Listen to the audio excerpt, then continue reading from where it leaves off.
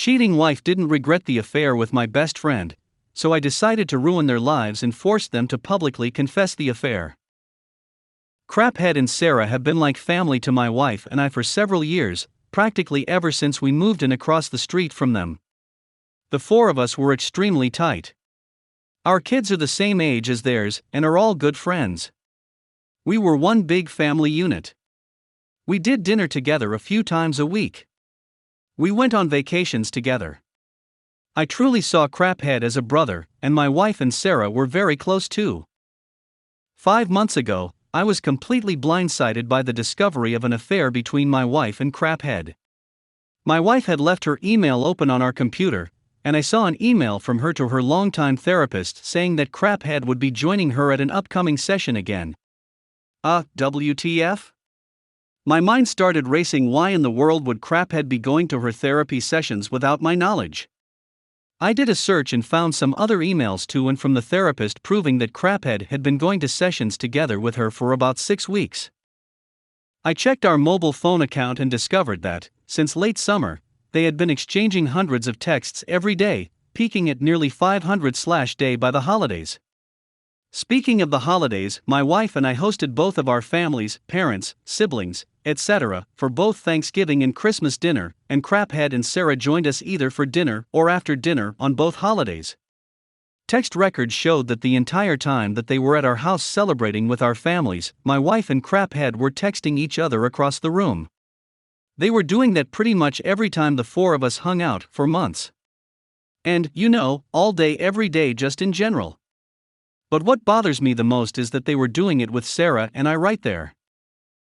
I confronted my wife with the evidence and she admitted that yes, she and Craphead had fallen in love. It just happened. I don't know how. But I love him, and I just don't feel anything for you anymore, I'm sorry. They had gone on a school district trip together, something had happened in her hotel room, and things had moved quickly from there. She explained, as I lay face down on the couch, unable to look at her, that they had already made plans to move out and divorce me and Sarah, and while they didn't plan to move in together immediately because of the kids, they'd probably do so eventually. The meetings with the therapist were supposedly mostly for the purpose of finding a way to break this to me and Sarah as gently as possible, because they were so very concerned for our well-being. Sarah and I are fairly certain that they weren't planning on telling us about the affair at all, and were simply going to discover their feelings for one another several months down the line, after they'd come up with some other reason to divorce the two of us. My wife moved out 2 months ago. I was, and still am, utterly destroyed. I cry every day. I cried writing the first few paragraphs of this story just now. I worry nonstop about the impact on our kids. But I am also not exactly a shrinking violet when I feel that I've been wronged. And in this case I was, objectively, very, very wronged. So, a couple of years ago, Craphead ran for a Board of Education seat as a pretty extreme underdog. I helped him with his campaign materials and debate prep, and my wife, a well-known school district employee, this becomes important later, got the word out as best she could. Much to our surprise, he actually won in a squeaker by just a few dozen votes. Being on the board became the center of Craphead's world. He joined every committee that he could. This turned into the foundation of his affair with my wife, as they were constantly going to school events and meetings together on evenings and weekends. Once I discovered the affair, my thoughts turned pretty quickly to revenge, and it occurred to me that an extramarital affair between a member of the Board of Education and an employee of the school district was at least bad politics and possibly violated district policy. Making things far worse for them was that my wife was in the running for an open administrative position, and everyone knew that she was more or less guaranteed the job and the major pay raise that came with it. She had just finished her master's degree in school administration, at the urging of her principal and the superintendent, so that she could be promoted to this specific position. I had plenty of evidence of the affair, texts from both of them admitting to it, text records showing that they were texting hundreds of times a day, emails to and from the therapist, etc. I considered simply emailing all of the evidence to the board and the superintendent, but felt like I, as the grieving, betrayed spouse, might not be seen as a credible source. So instead, I invented a fictitious furious friend who was planning on showing up to the next board meeting and publicly shaming the two of them for their affair. I told my wife that I'd tried to talk this person down, but couldn't guarantee that they wouldn't show up and humiliate them publicly. As I expected, this led Craphead to conclude that the only option was for him to preemptively admit the affair to the board. The superintendent subsequently recommended that Craphead resign, which he did. Sarah said that he was utterly humiliated and crushed, and barely got out of bed for a few days afterward. Once word of the affair and Craphead's resignation started getting around, the superintendent, a longtime friend of both my wife and Craphead, contacted my wife and tearfully informed her that it was no longer politically appropriate for her to be promoted to an administrative position within the district. The position that had been lined up for her was later filled by an outside candidate. This sent waves of confusion and rumor throughout the district, as it was pretty well known that my wife was getting the job. The day after she was informed that she wasn't getting the promotion, my wife and I, despite our crumbling marriage, took our son out to breakfast together on his birthday, and a parent stopped by our table to congratulate her on her new role. She said thanks, then excused herself to go cry in the bathroom for a while. I let the dust settle for a couple of weeks and then, right before my wife moved out, let them in on my little secret. There was never a furious friend threatening to expose them in the first place. Just me. Word of all of this has gotten around our fairly small town, which Craphead grew up in, and my wife has worked in for nearly 20 years. My wife refuses to talk to me about how things are at work now, but I've heard from some people I know in the district that her formerly spotless reputation has taken a major hit. Craphead, formerly a gregarious social presence in our neighborhood, and at events and pubs in town, has completely gone underground and barely emerges to mow his lawn. He's moving out soon, to a crappy little townhouse, which is all he can afford due to all the child support he's going to have to pay his wife. My wife and Craphead claim that they plan on trying to make things work together, despite all the public humiliation.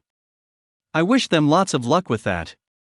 I'm sure it will be a lot of fun to show their faces together in town. Edit: here's a log of their texts/calls over the course of a few months before I discovered the affair. Obviously their phone numbers have been stripped out. Answers to some common questions in the comments. Are you and Sarah a thing now? You should totally be a thing, that would be awesome. No. We're friends. We've been incredibly important to each other since this all started and have certainly gotten a lot closer, but not in the way everyone's thinking. This would all be so much harder to deal with if I didn't have her to lean on, and she says she feels the same way about me. We're going through basically the exact same situation with the same players, after all. Craphead hasn't moved out yet. Once he does, we plan to go back to getting the kids together more often like they used to. It'll never be the same, of course. She already does come over with the kids from time to time, but it's just tough with Craphead's constant presence across the street. Didn't your revenge hurt both sets of kids? Not really. Craphead has a day job. The Board of Education was his hobby and his passion, but this didn't affect his income at all. And my wife has been assured that if she wants to pursue an administrative position with another district, she'll have glowing letters of recommendation from her superintendent and principal. It'll mean giving up a lot of work relationships in the process, but given the hit her reputation has taken, I'm guessing she makes the jump sooner rather than later. In the meantime, not moving to an administrative job means that she still has summers off with the kids. Why do you call her your wife instead of your former wife? We're working our way through divorce mediation, but it isn't final yet. Will be soon. Why didn't you notice all of the texting your wife was doing? Well, I did. It was really starting to piss me off. It was excessive. She has a big social circle and does tend to text a lot anyway, but it was really getting over the top, to the point where she was completely ignoring me and the kids. At one point in November I asked her to agree to a no phones at the dinner table rule, which she agreed to reluctantly, but then would pout through dinner, and eventually she just started using her phone during dinner again. All that said, I was blind. Not only was the texting getting weird, but her relationship with Craphead was starting to make me uncomfortable. Sarah noticed it too and agreed. We confronted them a couple of times about it directly, and they both swore up and down that it was just school stuff that they were talking about, there was nothing else going on. And for whatever reason, we believed them, probably because the mind tends to refuse to see things that it doesn't want to see. Update. I realized this in a big way this weekend. My STBXW go through phases where we're getting along and sharing photos of whatever the kids are up to that day, and then we'll have a fight and not talk for a day or two, rinse, repeat. This weekend though might have put a stop, at least for a while, to that cycle and parked us in I hate your guts mode for a bit. And I'm happy about it. She cheated on me with my best friend, who lives across the street. I found out 6 months ago, she moved out 3 months ago. On Saturday, my former best friend's wife was over at the house using the pool with her kids and hanging out. My brother and his wife, both of whom now hate STBXW, but were very close with her before all of this and of course have some conflicting feelings, were here too, as well as a few other friends and their kids. STBXW texts me announcing that she needs the good car. Long story for the moment, we're swapping our 2 cars on a weekly basis, since one is significantly nicer than the other. I tell her no, since it's not her time to have it, and because nobody currently at my house has any interest in seeing her if she shows up to swap cars. She shows up anyway, barges into the house, gives big fake smiles to all of my guests, including her former close friend, and roots through the house until she finds a key to the good car. It was in the pocket of my pants, which were in my bedroom because I was in the pool. She then proceeded to stay at the house for 20 minutes, stomping around, making as much noise as she could, just to prove that because her name is still on the deed, and we're still splitting the mortgage payments, she technically has the right to show up whenever she wants, even in the middle of a social gathering full of people who would much prefer not to see her. My brother's wife, who used to be so close to STBXW, and look up to her in a way, was very upset, and wanted to leave until my brother coaxed her to stay for dinner. STBXW is no dummy, she knew how this would make her feel, and she apparently just didn't care. Yesterday, Sunday, was a really peaceful day for me. I wasn't feeling depressed at all. I finally realized why I'd witnessed STBXW at her absolute worst, and man, I just do not need that in my life. I'm 38, and right now I feel like I'm just glad this happened at this point in my life instead of when I was 48 or 58. I've felt the same way today. It might not last, she's still capable of melting me with her good side, and I know that her physical beauty is enough to break me whenever we run into each other. I think the main lesson for me is I need to keep my distance as much as possible. It's so tempting to fall back into old patterns and friendly conversations with her. She obviously feels the same way because she's always trying to act like my friend even though we've agreed a million times to keep our conversations to just about the kids. But it's not good for me. I need her out of my life. And while hating someone isn't supposed to be healthy, it sure feels better than loving her right now. Update. The hardest thing for me right now is dealing with my anger as my ex-wife continues to bring our kids around the guy more and more, despite a number of signs that my older son, who has ADHD and is generally a pretty sensitive kid, is not entirely comfortable with it, though he won't admit this to his mom, he only tells me. It was also hard for me to know that she, the kids, her mom, and her brother would be going to my former friend's house for a belated Thanksgiving dinner on Saturday. I was really close with her mom and brother, and it's just like, wow, he's already slid right into my place with her family. Saturday night, my older son, 10, called me, extremely upset, and told me that he never ever wants to go back to that guy's house again, he hates going there. I asked him what had happened and he didn't tell me anything specific, but just kept repeating that he never wants to go there again. Obviously this was concerning, so I called my ex to find out what had happened. She didn't answer. Texted her several times, no reply. Okay, obviously something is very wrong, or she's just too upset to talk to me about it. It wasn't cool for her not to respond though. I tried again the next morning and she did answer. I was right, she had been too upset to talk about it, and I think she's angry that this has validated my opinion of dragging the kids over there so soon after the divorce, in a context where their kids and ours are all very aware of the affair. Turns out that my son had an epic party-destroying meltdown, to the point where my former friend was hiding with his kids in a bedroom because a lot of his ire was focused on them. He apparently cursed out just about everyone there, which I had to try not to laugh about because he's like Triumph the insult comic dog when he gets going, remarkably creative with his profanity and put-downs. But the real party ender was when my ex made the ill-advised choice to put her hand over his mouth. His response to this was to slap her as hard as he could across the face, hard enough to turn her cheek bright red and make her instantly burst into tears. That was it. She dragged him to the car and drove him home, 20 minutes away. Obviously, my first thoughts are concern for both of my kids. The younger one gets understandably scared when his big brother has tantrums like this, which, I found out for the first time yesterday, has been a common occurrence at her place. It's only happened once at my house since we separated in March. After that, I have to admit, damn, I feel validated in our argument about whether she should be bringing the kids to his house, and goddamn is it hilarious to picture the scene at his house after she left. There's her mom and brother, who have just for the first time met the guy she cheated on me with, and now they're all sitting there together. It had to be incredibly awkward. I'd destroy to have been a fly on the wall. That probably makes me a terrible person. I, 29M, showed up at my fiancée's, 25F, house and found her hanging out with a random guy. This is a throwaway for the obvious reasons. I had plans to hang out with my GF after her class tonight around 9 to 10 p.m. So texted her something nice around that time to let her know I was thinking of her, and see when she would be done. No response. She texts me hi a couple hours later. I responded, hey, what's up? At this point, a little upset. She had blown me off for hours past the time she said she would hit me up after class. No response again.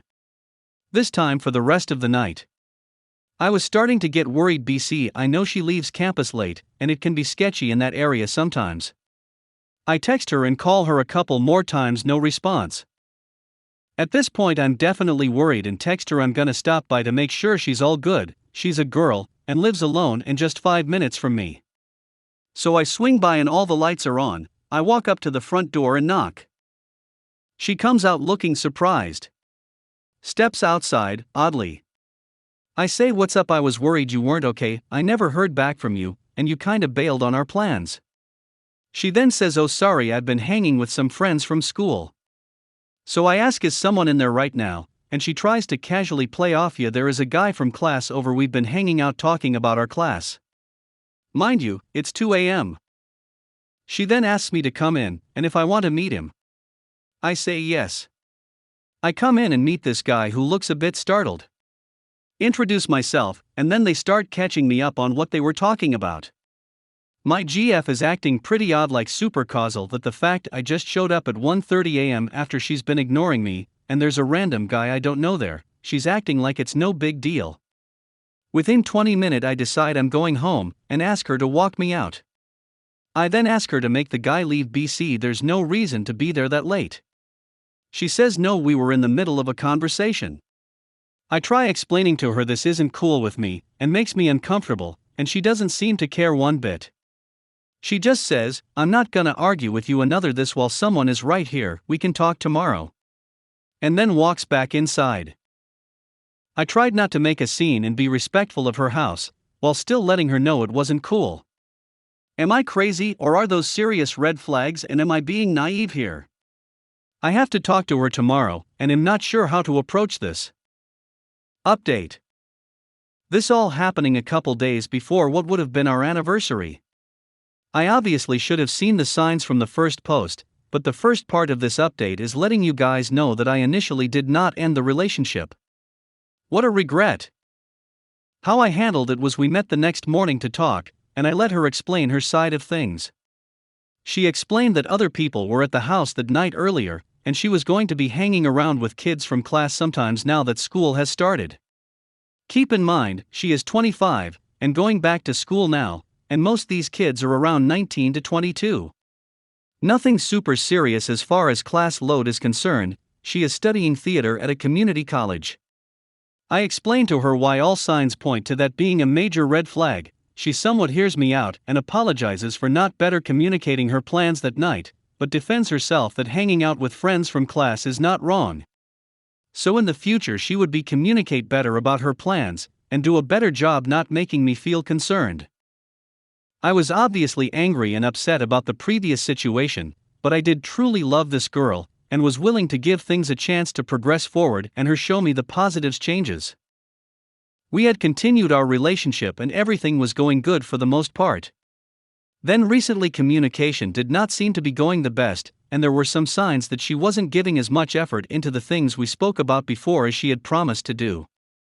There were signs of her actively trying to pick fights, and perpetuating them longer than needed even when I had made attempts to reconcile and move forward from any arguments. I did feel heavily at this time that she was not respecting me in these conversations, and any attempts I made to lovingly let her know this, met with hostility, which she then would attempt to turn right back on me, like it was my fault the fight even happened. This was getting old, but I was still making every effort to bring us back to a good space on a more everyday basis, because I was wildly in love with this girl and the connection I thought we shared. The deceiving thing as well is that she was also very good at making me feel at other times she felt the same way about me. You're the love of my life. I love you more than anything, future plans together, talking about how lucky she was to be with me, etc. These were all exploited to be absolute lies. Fast forward to a few nights ago. We had plans to hang out that night, and when I asked her earlier in the day what she wanted to do, she told me she had actually agreed to go get sushi with a friend she hadn't seen in a while. I let her know this upset me since she was bailing on our plans, but in attempts to be understanding I then suggested we just meet up after instead and go out that night to do something fun. She did not give me a definite answer, but kept bouncing around the subject, saying she would keep me updated on when she was finished. I let her know, hey, you don't cancel plans with your BF, then when he's cool about it and tries to suggest something else, leave him up in the air saying maybe we can hang. It makes me feel like not a priority and isn't how you treat someone you love. She ends up going off on me again, and we leave on the terms of okay, we will just talk later. I call later and let her know that after dinner it would mean a lot if we could spend some quality time together. I had been wanting that since all the time we were hanging out was during the day with other stuff going on sometimes.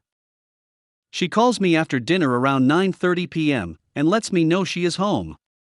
I ask her to come or hang out so we can figure out what to do, and she deflects with, oh, my other friend, girl who I know, wanted to go to a midnight showing of a movie tonight and I haven't seen her in so long. I know I may seem completely stupid to you guys at this point, but I assure you I was already seeing through her bullcrap and knew something wasn't right. I keep calm and just let her know I think that was messed up, bums me out, and that I wish she would at least try to include me with her friends when doing stuff like that. She then takes to the level of trying to make me feel bad that I can't just be understanding she maybe wants to hang out with her friends without me sometimes. She tells me she will call me after the movie and asks if she can come over and spend the night with me after it's finished. Meanwhile, I knew I had friends going out that night as well and I could go grab some drinks with them, finish up around same time, and then meet back at my house to spend the night together. I did not tell her I was going out because it did not seem relevant at the time, and I had some weird suspicions that something else was going on. 1:45 a.m. rolls around and am leaving the bar with some friends to grab a burrito before heading home. I walk down the street in LO and behold, there she is on the corner of the street standing with a guy. One of the same guys from that night at the house in my original post. Shocker, I know. I confront her and ask her what's going on. She attempts to even further lie, explain how her GF was supposed to come to, like that makes it any better, lol, it isn't what it looks like, blah blah blah, same old bullcrap lies and no accountability even when caught in a dead lie on a date with another guy. I turn to the guy and ask him what's going on. He explains he invited to the movies, not much else, looks kind of scared because I'm sure I was irate. I have no problem with him at all because it's 100% my then GF's fault. I walk to the side with her and ask her to just be real with me for once, tell me what's going and come to terms with who she is and what she's done here. She shuts down when she realizes she can't talk her way out of things, and tries to ask if we can talk tomorrow and not make a scene here. I tell her if you want to explain yourself then you can leave right now, and I will at least hear you out. She says no, I'm not leaving my friend here alone, you are overreacting, and it's not as bad as it looks. Even though I'm pretty hurt at this point I can't help but to bust out in laughter at the disbelief of the whole thing now. I tell her this is it, and this relationship is fully done now then. Should have been done a while ago, but that seals the deal, and I truly see you for who you are now, a lying, manipulative, actual sociopath. I left with my friends, blocked her on everything, and am now moving forward for good. I do want to say though, I made a huge mistake in this whole scenario by not leaving when my gut told me to. So many signs pointed to her being so fake, such a liar, and not trustworthy at all, but I let the good times and her manipulative words keep me around thinking that I just needed to make more effort myself to make things work. And it wasn't until I had fully given all of myself into trying that I was hit with the most disrespectful thing I have ever had done to me. Listen to your gut, people, and follow your intuition. If you are making clear efforts in a relationship with someone and they are giving you nothing back, creating friction, and show no remorse in any of their mistakes, run for the hills. Even though I was very hurt by the deceit and catching someone cheat on me, I ultimately know this is 100% for the best and a huge blessing in disguise, because this person never truly loved me the way I cared for them. Who knows how much longer I would have stuck around and let myself be treated like this, but I am grateful it happened now, and there is no chance in hell I would ever give her a second of my time again. Sorry for the novel, it feels good to vent. Much love.